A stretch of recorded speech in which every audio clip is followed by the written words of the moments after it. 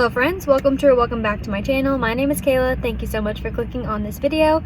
I want you to know how happy I am that you are here. I'm coming to you from my car today because I just really want to get my thoughts out there as soon as possible before I forget them all. So if you've been following my story for a little bit, I am a first year teacher in the middle of the school year. Literally last Monday was my very first day of teaching ever. I am in a whole new district. I'm in a whole new situation, and it's a lot.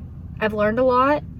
I maybe have cried a little bit, but overall I feel like the things that I have learned are really helping me and bettering me as a teacher, and I just wanted to put those thoughts out there just in case anyone else is starting their first year of teaching in the middle of the school year. These are not all of the things that I learned in my first week because, ooh man, I could write a book. I feel like I have learned so much and I have so much more to learn. So this video would literally be probably 3 hours if I talked to you about everything that I learned last week. I am just trying to get my thoughts out there before I forget them all, so let's go ahead and get started with what I learned during my first week of teaching, starting in the middle of the school year.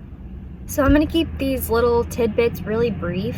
I could go into detail about them, but I don't want this video to be too long. So the first one that I have to say is that getting a new teacher in the middle of the school year is pretty weird, hard, challenging on the kids because they've spent a whole semester getting to know how this one teacher operates, how they grade, what their expectations are, who they are as a human. You know, there's just so many things that they've spent a whole semester learning, and then Christmas passes and all of a sudden they come back to school and they have this new person and they have to figure out who they are, how they operate, what are their expectations, what's okay, what's not okay. Teachers are just so different. Like, everybody handles their classroom differently, and these kids have to learn how to operate in their classrooms. So going from one teacher who does something this way to a teacher who does something this way can be kind of a big shift and change for them. So with that being said, I went into last week, and in these next couple of weeks I'm giving my kids a lot of grace because they're probably trying to test my boundaries a little bit, see what they can get away with, and I am giving them grace, but I'm also not letting them walk all over me. I know what the expectations are for the school, and I know what my expectations are, and I want my kids to meet that. So I am trying to lay a foundation of what I expect, but also give them a little bit of grace if they mess up, because they are learning just as much as I am. The second one is, if you are considering taking a job in the middle of the school year and starting your first year teaching in the middle of the school year, make sure that you ask, what is the team like that you're going to be working with? Do people work together? Will you have a mentor? Will you have someone that you can bounce ideas off of? I cannot imagine having to survive last week without my team. I feel like I would have crumbled because there's just so many different things that I had to learn. Having to actually teach that first week, I came in the middle of the curriculum. We were starting a new unit.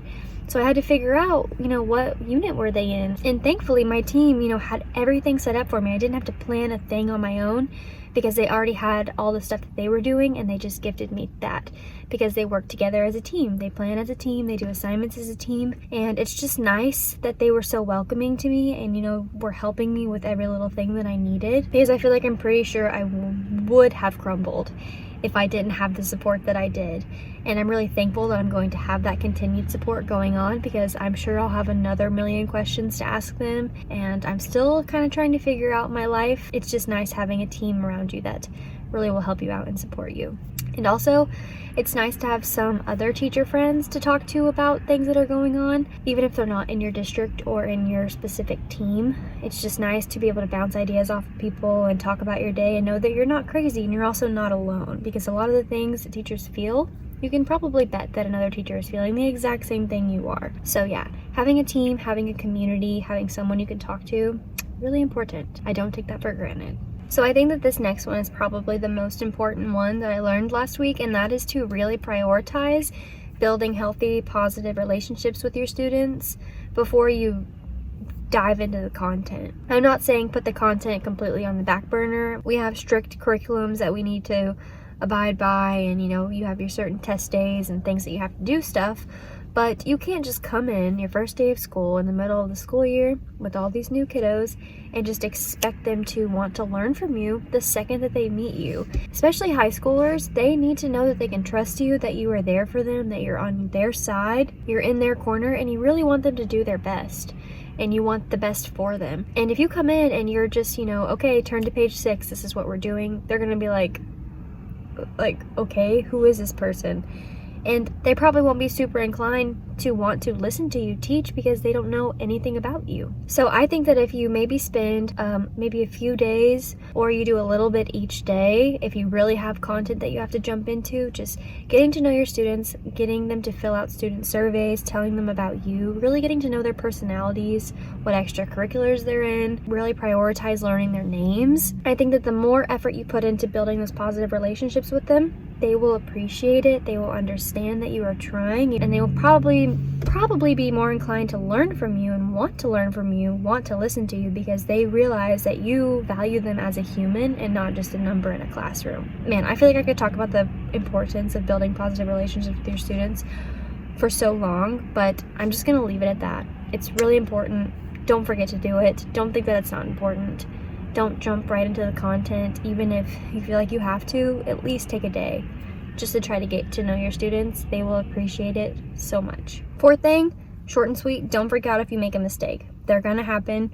The entire first year of teaching is probably just like one big giant mistake after another, as bad as it sounds, but it's a whole learning curve. It's a whole learning process. You're trying to figure out who you are as a teacher, what works best for you, what works best for your students. And if you do make a mistake, reach out to your mentor, reach out to someone on your team and just ask, hey, I did this thing. What can I do next time to make sure that I don't do that thing? As long as you try to correct your mistakes, I think it's okay. I mean, granted, there is a spectrum of mistakes, but maybe putting in the wrong grade or sending an email to the wrong person or forgetting to take attendance, like things like that.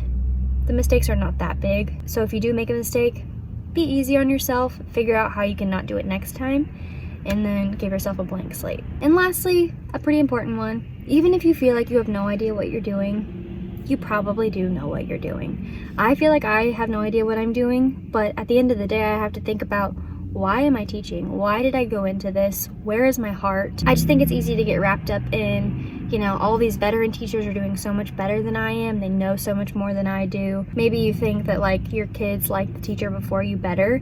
That's just because they knew them. I beat myself up a lot about this last week. I was like, why am I here? I have no idea what I'm doing. I don't deserve this job.